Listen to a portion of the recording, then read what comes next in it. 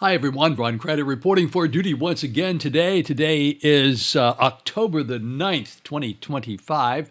This is a very short video I put together to show my friends in Manhattan, Kansas, a little bit about EWTN clocks and how we build logs with the clocks. Now, this happens to be the EWTN H1 clock for Catholic Answers Live. But all the clocks look pretty much the same. And so what we do is we put CARTS in all of the clocks. We make all the clocks and they're CART based. And as you notice here, I'm going to bring my little mouse down here. I don't know if you can see this or not, but I'll walk you through the clock. First, top line here says it's the Catholic Answers Live EWTN H clock.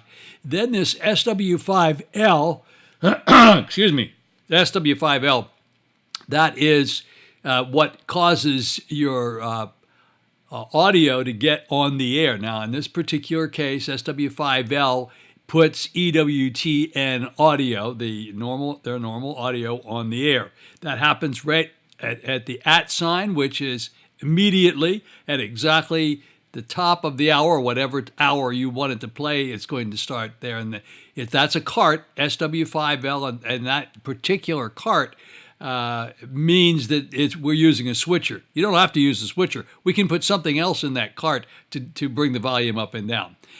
Also, as soon as it does that, it sends out some metadata. And the metadata says it's the morning sunrise show.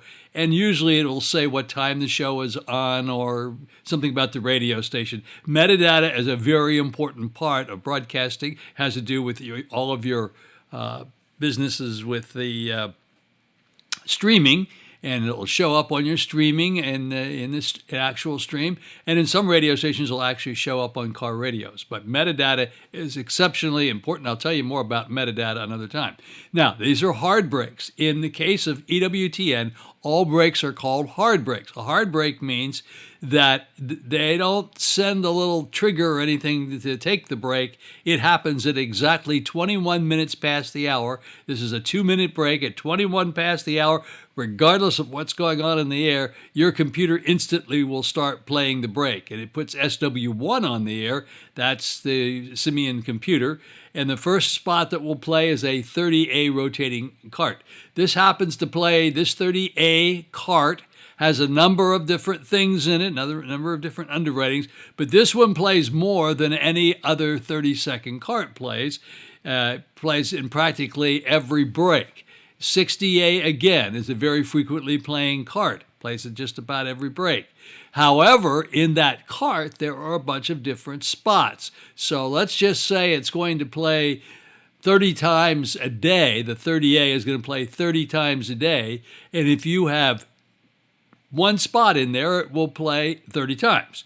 If you have 2 spots in there, it will play 15 times, and so forth. So every time you put another spot in there, it plays less times each day.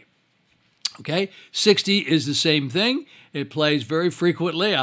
We set these up according to how you would like them set up, but that too is a CART to put all your spots in there. And the 30B, so that takes care of the 2-minute break, and then all of a sudden we go to SW5L, which puts EWTN back on the air, more metadata information. And then at 35, another hard break at 35, you'll notice it's going to do the C CART and a C60 and a D30, same similar deal. You're going to play a little bit less times. Once again, down at 37, it rejoins EWTN, and then we get to the top of the hour at 57:45, puts the Simian computer back on the air, and a D CART will play, an E CART will play, an F CART will play. When those are finished, then the next thing that's going to happen is your station ID will play, which is 15 seconds. And every one of the EWTN clocks are built around these CARTs, 30s, 60s, 30s, and 60s, and either A, B, C, D, E, or F CARTs. And all the clocks, the A through the, I don't think there's an M, but H, I, J, K, through K, I think. But nonetheless, that's how it's done. And then when we build the log, we insert these into that log. Very, very simple, but I just wanted you to get a quick view of how this works. That's the only thing that's in there. And then within those carts, we can place weather reports or things such as that. The ID, I very much stress in the ID that you give the time check.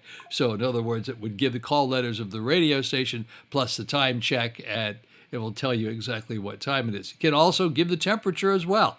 The computer will give the temperature and do it very accurately. It doesn't cost anything extra to do that. Anyway, just thought you'd be interested in this. You can reach me at 772-913-2209. I'm Ron Crider, and roncrider@gmail.com.